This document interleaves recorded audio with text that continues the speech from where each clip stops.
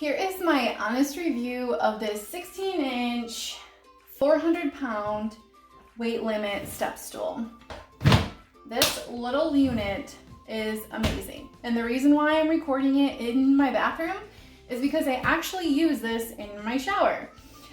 In the past, I have purchased those teak corner things that you can put, and honestly, they don't last that long. They get rotted out. They really have to keep high maintenance on them, and let's face it, bathrooms are already hard enough cleaning that we don't want to clean another object.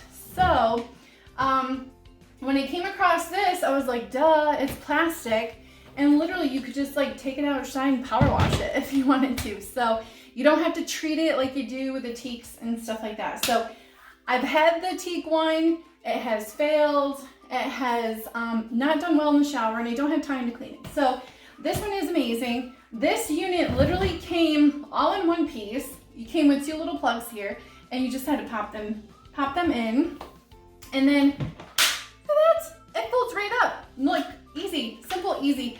You could tuck into, if you wanted to tuck away into a corner.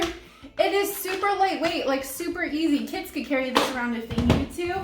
And I love it because it holds a lot of weight. And I will show you.